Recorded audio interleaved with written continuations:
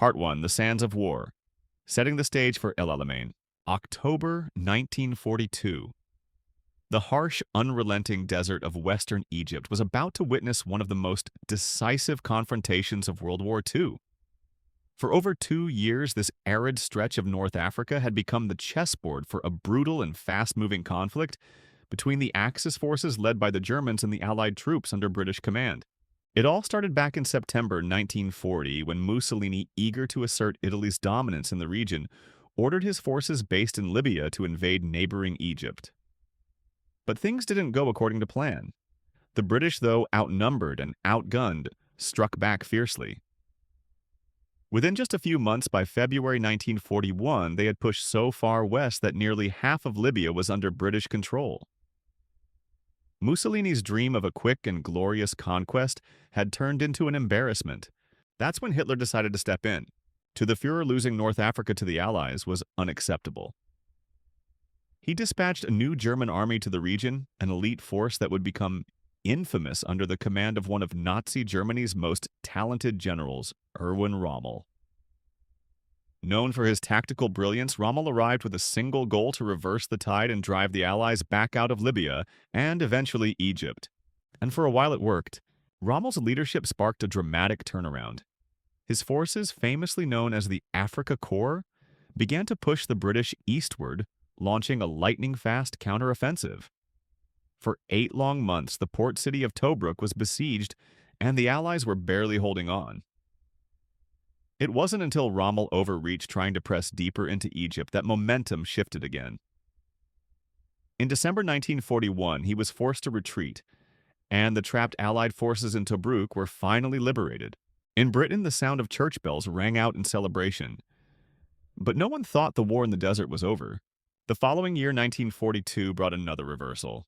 Rommel and his Panzer Army Africa launched a blistering new offensive, and for much of the first half of the year, it looked like they couldn't be stopped. German tanks tore across the desert. In June, they secured a huge victory at Gazala. Just days later, Tobruk fell once again, this time into Axis hands. And by early July, Rommel's troops had crossed into Egypt, advancing to within just 60 miles of Cairo. It was a dangerous moment. For the British, the threat to Egypt and the crucial Suez Canal was more real than ever. But this time, the British 8th Army managed to hold the line, halting Rommel's advance near a small town that would soon become world-famous, El Alamein. As summer faded into autumn, both sides dug in along a 40-mile front near the Egyptian settlement. The showdown was coming, and this time it would be the Allies who took the initiative. Enter Operation Lightfoot. This was the ambitious plan conceived by the new commander of the British 8th Army General Bernard Montgomery, or simply Monty, as he was widely known. Operation Lightfoot was no small gamble. It called for a massive frontal assault on heavily fortified Axis lines with the aim of breaking through, driving west, and decisively ending the campaign in North Africa. Montgomery's strategy was shaped not just by the enemy, but by the landscape itself. The Qattara Depression, a massive natural barrier to the south of the front, made any attempt to outflank the Axis virtually impossible. That left just one option, a direct head-on assault. The task wouldn't be easy. The Axis defenses included 12 full divisions anchored by the formidable Afrika Korps and supported by one of the most daunting minefields of the war, some 5 miles deep in places. If the British were to succeed, they'd first have to clear these deadly fields of explosives before even laying eyes on Rommel's troops. By this point, Rommel the Desert Fox was a legend, not just among Axis troops, but even among Allied soldiers, much to the frustration of their commanders. His tactical brilliance and battlefield charisma made him a mythic figure. But behind the myth, things were starting to fall apart for the Axis. Throughout the summer of 1942, the balance in North Africa began to shift. While Rommel's early victories had stunned the world, they came at a cost, and sustaining that momentum proved increasingly difficult. The Allies, meanwhile, were receiving fresh waves of reinforcements not just in manpower but in equipment. Thanks to U.S. industrial support, British forces were now equipped with state-of-the-art tanks like the Grant and, more importantly, the Sherman. These machines were faster, more durable, and better suited for the open desert warfare of North Africa. In contrast, the Axis found themselves increasingly isolated. The Royal Navy's dominance in the Mediterranean meant that critical Axis supply lines were constantly under threat. Promised reinforcements, including a shipment of 40 brand new German Tiger tanks, never made it to Rommel. By October 1942, his forces were running low on fuel, ammunition, and morale. Montgomery, on the other hand, had the advantage. Though new to the desert theater, he brought with him a clear sense of purpose and meticulous preparation. His appointment to command hadn't been straightforward, in fact. He wasn't even the first choice. On August 6, 1942, General William Gott had been selected to take over the 8th Army. But tragedy struck before he could assume command. On a routine flight to inspect the front lines near El Alamein, his plane was intercepted by German fighters. It crash-landed in the desert and exploded, killing Gott instantly. With little time to spare, London turned to Bernard Montgomery. At the time, Monty was stationed in southeast England and had no hands-on experience with desert warfare. But what he lacked in desert credentials, he made up for in leadership. Just weeks after his arrival, he proved himself at the Battle of Alam Halfa in early September, where he successfully repelled Rommel's final offensive eastward. Now, Montgomery was preparing for something much bigger. The sands of North Africa were about to become the stage for one of the most iconic battles in history. And as thousands of troops braced for the coming storm near El Alamein, one thing was clear. The outcome of this desert clash could very well shape the future of the entire war. Part 2. Operation Lightfoot begins. Into the minefields of El Alamein. By mid-October 1942, the British 8th Army had completed weeks of careful planning and build-up. Supplies had been stockpiled. Troops had drilled relentlessly. And maps of the desert terrain had been studied down to every ridge, wadi, and hillock. Montgomery was not just planning a frontal assault. He was orchestrating a complex, synchronized operation designed to overwhelm the Axis defenses in stages. The first phase, break through the minefields. This opening phase was aptly named Operation Lightfoot. The idea was that infantry would move ahead first, light-footed soldiers who wouldn't trigger anti-tank mines to clear paths for tanks to follow.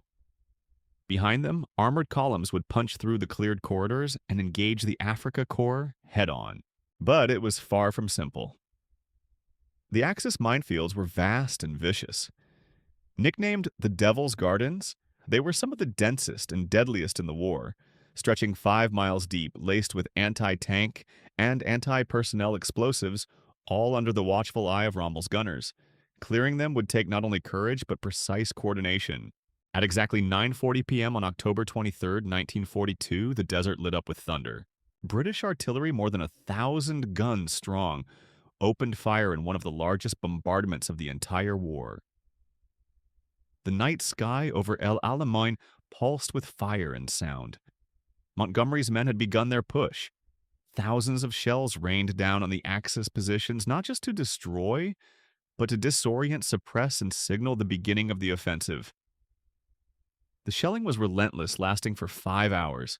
At 10 p.m., under the cover of this thunderous barrage, British infantry began moving into the minefields. Progress was grueling.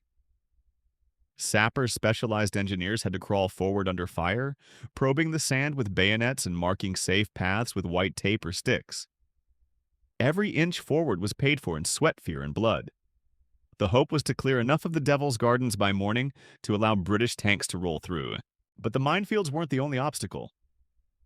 Rommel, though weakened, hadn't been idle. Anticipating an attack, he had fortified his front lines with anti-tank guns, machine gun nests, and hidden artillery. His troops, though outnumbered and running low on supplies, were battle-hardened and fiercely loyal. Many of them were veterans of years of desert warfare. They knew how to fight in this harsh terrain and how to use the desert to their advantage. As the British infantry inched forward, they faced not only mines but also sudden bursts of fire from camouflaged positions. The night became a chaotic, terrifying blur. Explosions, screams, flares lighting the sky. Progress was slower than hoped, but Montgomery had anticipated that.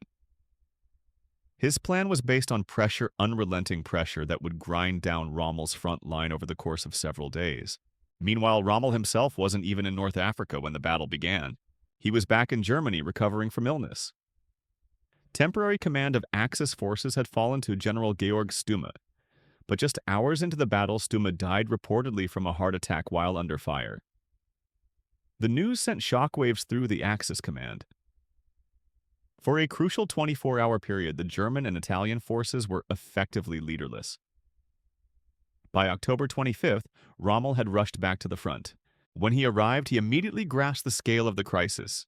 His men were exhausted, supplies were critically low, and now they were under attack by a force that outnumbered them in tanks, artillery, and air power. Yet, in classic Rommel fashion, he wasted no time in organizing a response.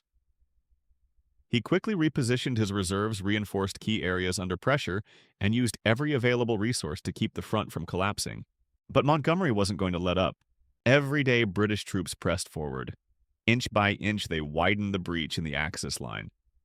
Armored divisions followed close behind the infantry, and dogfights filled the skies as the Royal Air Force tried to suppress the Luftwaffe's dwindling presence. Supply trucks roared through the desert delivering food, fuel, and shells to the front. Despite this, Rommel's defense was tenacious. At several points, German and Italian units launched sharp counterattacks, trying to throw the British off balance. These efforts caused temporary disruption, but they came at a high cost. Axis casualties were mounting, and replacements weren't coming. For every tank Rommel lost, there were none to replace it. For every artillery shell fired, there were fewer left in reserve. The squeeze was tightening. On the British side, Montgomery's leadership was proving steady and disciplined. He refused to be rushed. Unlike some commanders who sought fast glory, Montgomery believed in attrition, wearing down the enemy gradually. He wanted his men to know exactly what they were doing, where they were going, and what their objectives were. Clarity and cohesion were central to his command style. By October 27th, the Allies had cleared several corridors through the minefields and pushed into Axis-held territory. The battlefield now looked like a jagged wound across the desert trenches. Burnt-out tanks and smoldering wreckage littered the sands. Morale among the British troops remained high, bolstered by the sense that the Axis line was beginning to buckle. Still, it wasn't a done deal. The Axis forces were still holding key positions, and the battle, despite the grinding British advance, was far from won. Rommel was preparing a desperate counterstroke, one that he hoped could buy time or at least force Montgomery to pause. The coming days would test both sides to their limits. The Battle of Alamein had begun with fire and fury, but now it was turning into a war of endurance, of who could hold out longer in the punishing heat and chaos of the desert. Part 3. Rommel's counterattack and the breaking point. By the evening of October 27, 1942, the battlefield near El Alamein had become a scorched, smoke-shrouded hellscape. Craters pocked the sand, burned-out tanks lay twisted under the Egyptian sun, and the air was filled with the low drone of circling aircraft and the distant thuds of artillery. The British Eighth Army had made real progress, punching several narrow holes into the Axis defensive line, but it wasn't enough. Not yet. Rommel, back at the front after his emergency return from Germany, moved quickly to reassert control. He was operating on instinct hardened by years of war and bolstered by a reputation that had turned him into something of a myth among his men. But myths didn't win battles. Supplies, soldiers, and strategy did, and in all three, Rommel was in trouble. Even so, he wasn't going to go down without a fight. Rommel decided to launch a counterattack. His plan was bold, maybe even desperate. He knew the Allies were bogged down in mine-clearing operations and struggling to move armor through narrow lanes. If he could hit the British while they were still clustered and vulnerable, he might blunt the offensive, or at the very least slow it enough to regroup and stabilize his line. At dawn on October 28th, German and Italian tanks struck. The counterattack slammed into parts of the British 9th Armored Brigade, which had been moving up behind the infantry. The fighting was brutal. Shells screamed across the sand. Anti-tank guns flared and the desert roared with the churn of engines and gunfire. British tanks, many of them Shermans and Grants, fought back fiercely, and air support was quickly called in to suppress the Axis armor. But for a few harrowing hours, it looked like Rommel might turn the tide. British commanders scrambled to hold the line. Several units took heavy losses, especially in the tightly packed corridors, cleared through the minefields. The fear was that a successful Axis push might trap tanks and infantry in bottlenecks, turning the Allied advance into a massacre. But Montgomery had prepared for this. His entire strategy was based on controlled pressure, not reckless speed. Reinforcements were held in reserve. Artillery was positioned to cover key routes, and the RAF had been given one simple mission: make sure Rommel's tanks couldn't maneuver freely. The counterattack began to falter by midday. Axis tanks were running out of fuel. The few that had made it deep into the British lines were isolated, cut off, and picked off one by one. British gunners adapted quickly, zeroing in on enemy armor and knocking out dozens of tanks within hours. By the end of the day, Rommel's forces had been repelled. His gamble had failed. It was a turning point, not just tactically, but psychologically. For the first time in the Desert War, Rommel's aura of invincibility had cracked, and Montgomery wasn't going to let that momentum go to waste. Instead of launching a massive push immediately, Montgomery did something that puzzled even some of his own officers. He paused. For several days from October 29th to November 1st, the 8th Army scaled back its attacks. There were still skirmishes, artillery bombardments, and airstrikes, but no major offensives. To some it looked like hesitation, but Montgomery was playing a deeper game. He was grinding Rommel down. Behind the lines, British engineers expanded the cleared corridors, allowing more tanks and artillery to move through safely. Supplies were brought forward, infantry units rotated and rested, and most importantly, Axis forces were kept under constant pressure, never allowed to regroup or resupply properly. Rommel, meanwhile, was watching his army unravel. The Afrika Korps had lost a significant number of tanks during the counterattack, and replacements weren't coming. Italian units, already suffering from poor equipment and morale, were beginning to crack under the strain. Ammunition was running low. Fuel was being rationed. And every night the desert skies were lit up by RAF bombers hitting supply depots and communication lines. Still, Rommel refused to retreat. To him, holding El Alamein wasn't just about territory, it was about time. If he could delay Montgomery long enough, perhaps German high command would finally send the reinforcements he'd been begging for. Perhaps the feared Tiger tanks would finally arrive. Perhaps, but hope was becoming a scarce resource. By November the 2nd, Montgomery was ready for the next phase. He called it Operation Supercharge. The objective was simple punch: a decisive hole through the Axis line and pour British armor through it. This wasn't about just pushing the enemy back a few miles. This was about shattering the front, collapsing morale, and ending the battle once and for all. Supercharge would begin in the north, where the Axis defenses had been stretched the thinnest, and drive directly toward the coast. Once through, British tanks would swing south to encircle Rommel's remaining forces. If successful, it would mean total defeat for the Axis in Egypt. As the plans were finalized, Allied troops across the front prepared for the final push. They were exhausted.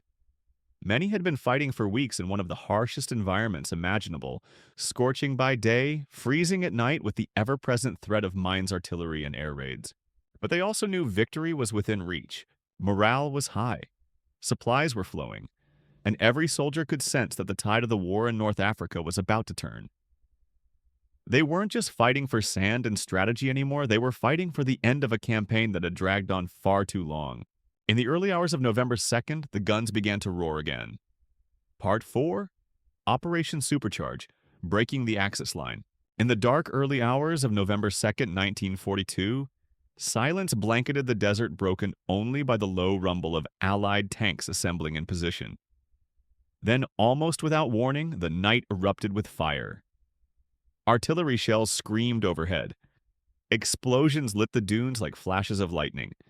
It was the beginning of Operation Supercharge, Montgomery's all-in move to crack open Rommel's line and end the Battle of El Alamein once and for all.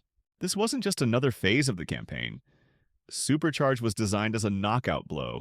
The plan was to attack the northern sector of the Axis front, where German and Italian defenses were weakest and most overstretched. At the spearhead were the New Zealanders, backed by the British 9th Armored Brigade. Their mission was clear punch through the minefield, survive the anti-tank fire, and drive a wedge so deep into the enemy line that it would force a full Axis retreat. By 1 a.m., the New Zealanders were already advancing under the cover of darkness. The initial infantry assault made good progress. Troops cleared mines by hand under fire, cut through barbed wire, and stormed fortified positions with bayonets and grenades. Behind them, engineers worked frantically to carve tank lanes through the desert narrow paths just wide enough for armored vehicles to move forward without hitting mines. And then came the tanks. At around 6:00 a.m., just as the sky began to lighten, the Ninth Armored Brigade surged forward, hundreds of Shermans and Grants rolling through the narrow lanes. Guns ready. But this was exactly what Rommel had prepared for. The German lines may have been thin, but they were lined with anti-tank guns, especially the dreaded 80 mm flak guns originally designed for shooting aircraft, but brutally effective against Allied armor. The British tanks charged directly into a kill zone. Within minutes, chaos unfolded. Tanks exploded in bright orange fireballs. Crews bailed out under machine gun fire. Communication broke down as units were cut off or bogged down in the sand. Of the more than 100 tanks that rolled into the attack, over half were destroyed in the first few hours. But here's the thing: they didn't stop. The Ninth Armored Brigade kept pushing. Despite the losses, despite the carnage, they drove forward, drawing fire away from the infantry and creating space for reserves to move up. And that sheer determination, paid for in blood and steel, began to crack the Axis line. Behind the front, Rommel watched helplessly. His forces were simply too depleted. The elite Africa Corps was stretched thin. Italian troops, already demoralized, were beginning to fall back. Supplies had nearly dried up, and to make matters worse, he had received word from Berlin no reinforcements were coming, no Tiger tanks, no fresh divisions, nothing. Fresh. Rommel now had a choice to make: hold the line and face total encirclement, or retreat, save what was left of his army and fight another day. It wasn't easy. El Alamein had become symbolic not just for Rommel, but for the entire Axis war effort in North Africa. Losing it meant giving up all the territory they'd gained over 2 years of fighting. But by November 3rd, it was clear. Supercharge had worked. The Allied breakthrough was real. If Rommel didn't move now, he'd lose everything. That night, under the cover of darkness, the Axis retreat began. German and Italian units fell back in waves, trying to regroup to the west. But the desert didn't make retreats easy. With few roads, broken communication lines, and constant air attacks, the withdrawal turned into a chaotic scramble. Convoys were bombed. Rearguard units were overrun. Vehicles ran out of fuel and were abandoned. By November 4th, the retreat had become a rout, and Montgomery pressed the advantage. The Eighth Army surged forward, chasing the retreating Axis across the desert. Air support pounded columns of trucks and tanks.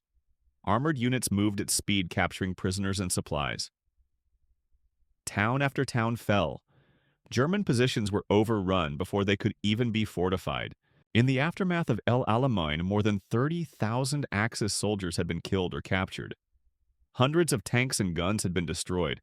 And most importantly, the myth of Rommel, the invincible desert fox, had finally been broken. But the victory didn't just belong to Montgomery. This was a collective Allied triumph. British, Australian, New Zealander, Indian, South African, and Free French forces had all fought and bled side by side. They had held the line, broken the counterattacks, and forced the Axis out of Egypt. And behind the front lines, thousands of engineers, medics, mechanics, and logisticians had kept the war machine running. Churchill himself summed it up in words that would echo for generations. Before Alamein, we never had a victory. After Alamein, we never had a defeat.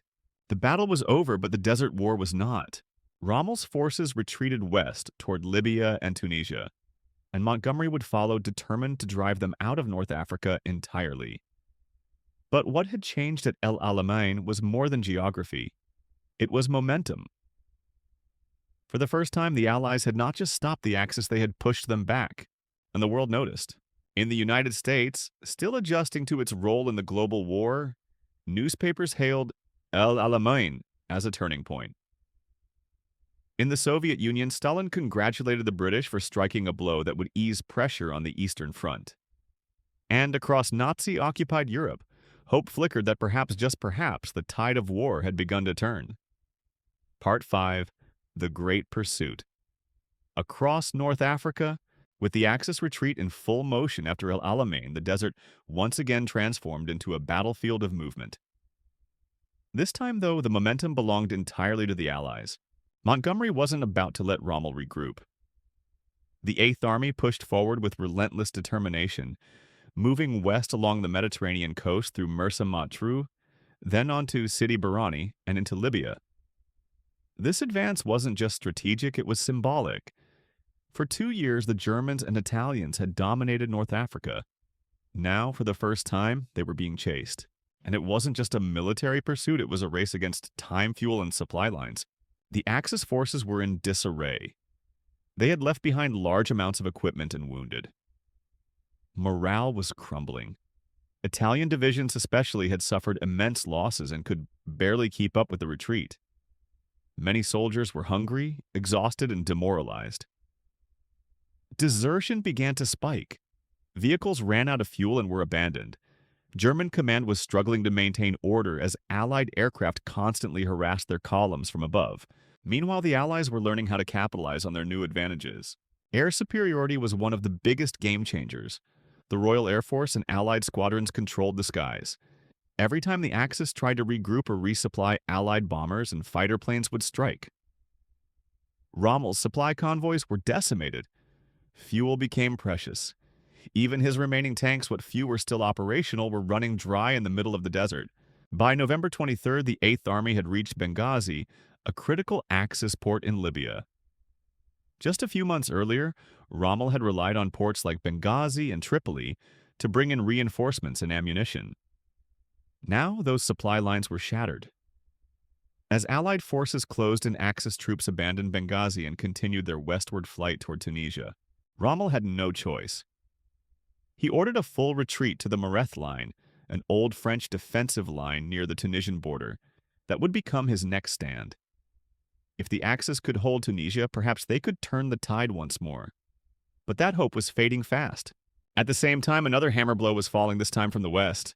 On November 8, 1942, just days after the breakthrough at El Alamein, the Allies launched Operation Torch, a massive amphibious invasion of French North Africa. American, British, and Free French forces landed in Morocco and Algeria, far to the west of Rommel's position. This move completely changed the game. Now, Rommel was trapped between two advancing Allied armies, Montgomery's 8th Army from the east and the Torch forces from the west. For the Axis, North Africa was becoming a giant vice and the jaws were closing fast. The German High Command knew it too. They rushed reinforcements into Tunisia, hoping to turn it into a fortress. Over 100,000 Axis troops were sent in along with tanks, artillery, and aircraft.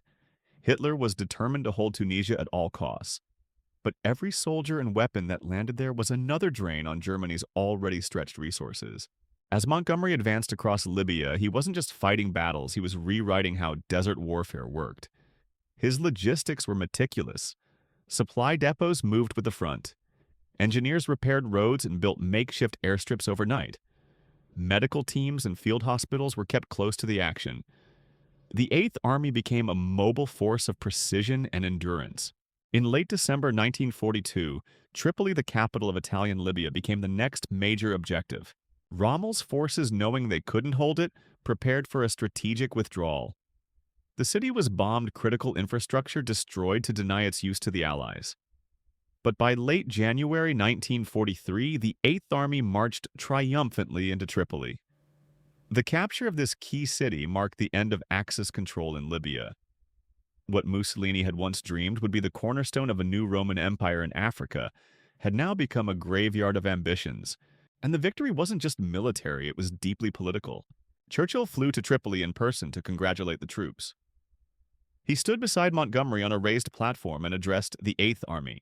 Rommel has been beaten. He has been beaten in battle. He has been beaten in strategy. He has been beaten in skill. He has been beaten in courage. But even as the Allies celebrated, the final phase of the North African campaign was about to begin, and it would be brutal. The retreating Axis forces had finally linked up with the German reinforcements in Tunisia. Rommel, ever the master of defense, began preparing new positions. The terrain in Tunisia was very different from the open desert plains of Libya and Egypt.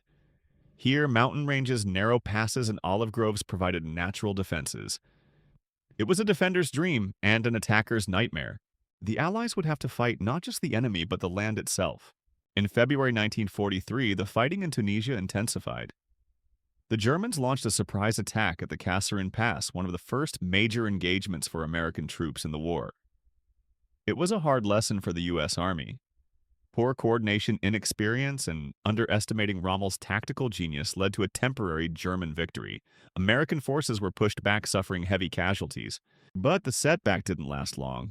Within weeks, the Americans regrouped, reorganized, and pushed forward with new leadership and greater resolve.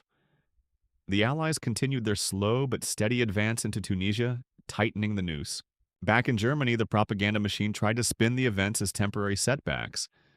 But everyone knew the truth: the Axis was losing North Africa. The myth of invincibility was crumbling. For Rommel, it was perhaps his most difficult campaign yet.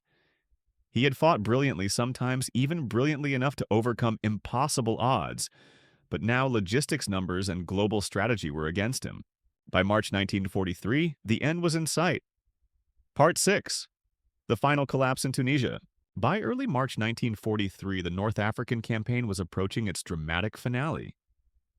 After years of fierce fighting in the sands of Libya and Egypt, the Axis powers were now compressed into a shrinking pocket in northern Tunisia, with nowhere left to run. Rommel, ever the pragmatist, knew what was coming. The British Eighth Army under Montgomery was closing in from the east, having captured Tripoli and pushed past the Mareth Line after another hard-fought engagement. From the west, Allied forces under American General Dwight D. Eisenhower were advancing through Algeria and Tunisia, regrouping after the bruising Battle of Kasserine Pass. The Allies were learning fast.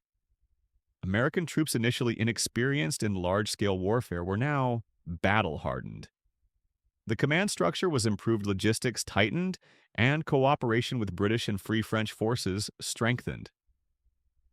What had begun as an awkward dual-front campaign was turning into a unified Allied offensive, and with air superiority fully in Allied hands, the pressure on the Axis intensified. Daily bombing runs devastated German and Italian positions. Railways, road supply depots, and airfields were obliterated. Axis convoys moving through Tunisia in daylight were almost guaranteed to be attacked. Resupply from Europe became a nightmare. The Axis could no longer feed or reinforce their troops at the pace the battlefield demanded. By now, Rommel was disillusioned. He had begged Hitler for permission to evacuate, or at least to pull back and consolidate forces. But the Führer refused. He still clung to the hope that North Africa could be held, and that victory would come from sheer willpower. Hitler ordered his troops to stand their ground, no retreat, no surrender. Rommel, exhausted and frustrated, was eventually recalled to Germany for medical reasons in March. The man who had dazzled the world as the Desert Fox would never command in North Africa again. His departure marked the end of an era. In his place, command passed to General Hans-Jürgen von Arnim and Italian Marshal Giovanni Messe. But it was too late to turn the tide. The Axis forces, now numbering around 250,000, were cut off and hemmed in by a relentless Allied advance. Their position was untenable. From April into May 1943, the Allies launched a final offensive, a multi-pronged assault on all remaining Axis positions in Tunisia. The battles were intense. Towns like Enfodaville, Majez el-Bab, and the ancient city of Tunis saw some of the fiercest fighting of the campaign. But the outcome was never in doubt. Allied armor rolled through Axis lines. Infantry units fought street by street. Paratroopers and commandos disrupted communications and cut escape routes. Everywhere the story was the same. Axis resistance was brave but futile. On May 7, 1943, Allied troops entered Tunis and Bizerte. The last major Axis strongholds in North Africa had fallen. What followed was one of the largest mass surrenders in the war so far. Over 230,000 Axis troops, German and Italian, laid down their arms in Tunisia. The numbers were staggering: more prisoners captured in a single campaign than even at Stalingrad. For the Allies, it was a monumental triumph. For the Axis, it was a crushing, undeniable defeat. North Africa was lost. The strategic consequences were huge. The Mediterranean was now open to Allied shipping. Malta was secure. The Allies could now plan the invasion of southern Europe, starting with Sicily and then mainland Italy. The soft underbelly of the Axis was exposed, just as Winston Churchill had hoped. But the North African victory wasn't just strategic, it was symbolic. It proved that the Axis could be defeated on land. It showed that the British, Americans, and their allies could work together effectively. It gave Allied commanders the confidence and the political capital to take the fight to Hitler's doorstep. And it marked the true beginning of the end for Mussolini. His dream of an African empire was over. His forces had been humiliated. His leadership in Italy began to crumble under pressure from both within and without. Less than 2 months after the fall of Tunisia, Allied troops would land in Sicily, and Mussolini's regime would begin its final descent. For many soldiers on both sides, North Africa was a war like no other. The extreme heat, the blinding sandstorms, the isolation, the thirst, the endless desert stretching in every direction. It was a campaign fought under brutal conditions with long periods of boredom and sudden flashes of violence. Rommel's daring, Montgomery's discipline, the resilience of the troops, and the gradual transformation of American forces from green recruits to battle-hardened veterans. These were the stories that defined the Desert War. The battle for North Africa was over, but the war itself was far from finished. From Tunisia, the Allied armies turned north. Their next stop, Sicily, then Italy. The opening chapter in the liberation of Europe had begun not on the beaches of Normandy, but in the burning sands and rocky hills of North Africa. It was here in the shadow of ancient Roman ruins and sun-scorched mountains that the Allies learned how to defeat Hitler's armies and took their first real step toward final victory in World War II.